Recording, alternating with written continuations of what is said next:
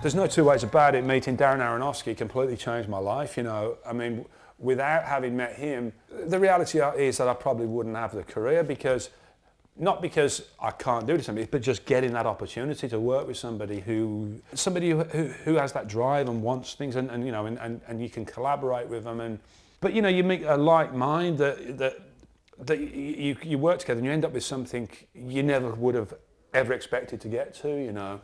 And how, so when you're working with him or other directors, how early do you like to get involved? Well, my preferred thing is to get involved as soon as possible. I mean, it's different with Darren because we're just doing Noah now, which is I think our 6th or 7th film together. But I read the script of that like nearly 10 years ago. Wow. An early version of that script, you know. I mean, it has several advantages which are obvious. I mean, one of them is that you've got more time, and so you also have more time to explore possibly wrong avenues and backtrack and try something else. The one problem with it is that often film schedules slide, and they tend to expand as more editing is deemed necessary on a movie. One of the frustrating things for me about working in film was getting everything so late and feeling very little involvement with the project, and it's really, really hard to be passionately involved in something where they're going, it's done, it's finished, you've got 2 days, get it out there. One of the amazing things I think that's happening more and more in the games industry is that the composer is integrated into that process much earlier on.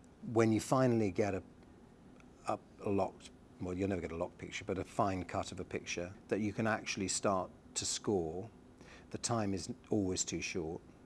You know, you're always pushed. And particularly now, because the composer, who traditionally had a little window whilst the sound crew were building their tracks, in which the picture could never change, there was a kind of a thing where the picture then became the property of the sound crew and the composer, and it kind of would grow in the dark, you know, as they did their work, right? Well, now that doesn't happen because the cutting room will still be looking at it and producers will still be looking at the film the whole time. If you can get any clues or get going or get in early, I think it's very, very helpful. So let's say you're on a film for 4 months. I mean, I've been on Noah for like a year now, you know, which is perhaps a little long, but... Are you writing every day? Are you quite strict about your hours? Well, I am and I'm not. I mean, over that length of time, it's sort of difficult to be, I find, consistent, if you like. I think there's natural breaks you need to take, you know, just for perspective, just to not be so tired,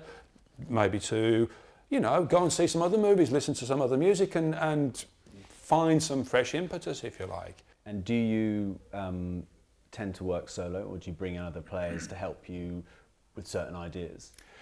I work very much alone mostly, but I just did something last week where I brought in a few players to play a couple of cues, just to kind of sell it a little bit, you know, because there was a couple of like melodies or lead lines or something that, you know, kind of need to just speak a little bit compared to what a sample, you know, even if you've got the best string libraries in the world, you know, they're still, you know, still what they are. But to get a couple of players in just to sort of do, you know, a couple of things that can really just add a little bit of a proper emotion, I suppose, you know. So that's sort of, that's a good thing to do. But I'm not, you know, it's me in a darkened room a lot of the time, you know.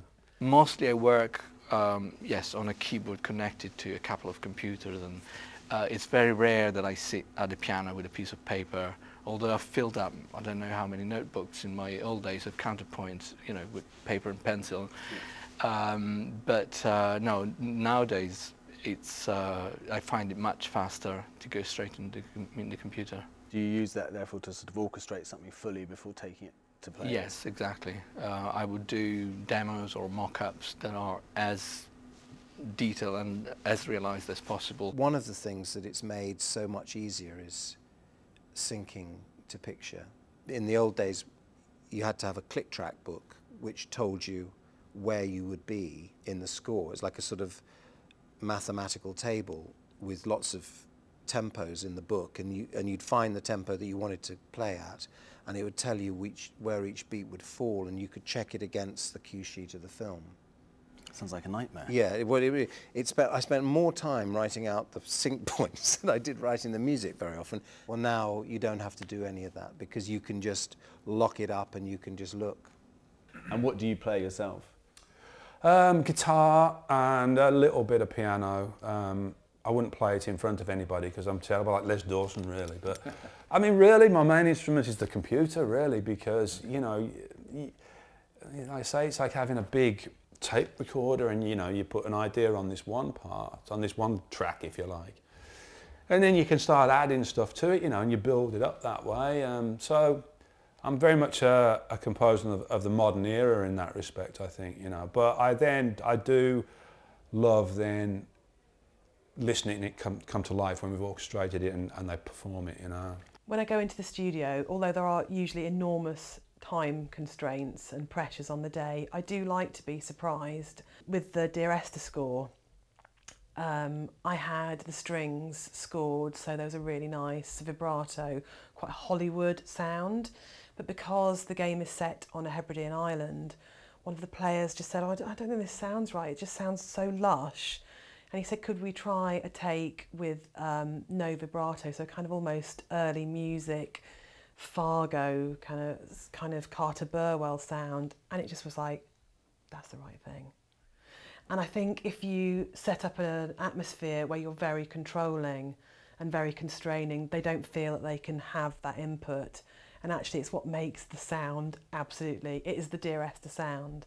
I feel sometimes, and this isn't a slight on anybody, but there are a lot of jobbing composers, if you like, who do go bang, done, bang, done, bang, done. And that's great, that's their process, and that's perfectly fine. But for me, it's like, I kind of want every one of them to be personal and have me in them, if you like. And those things, for me, take time, you know. So I'm always happy to have as much time on a project as I can, you know. And the other thing is, I mean, yes, it is a difficult job at times, and it is frustrating, and there's sort of pressure and tension. But at the end of the day, you're writing music. I mean, how bad can it be, you know what I mean?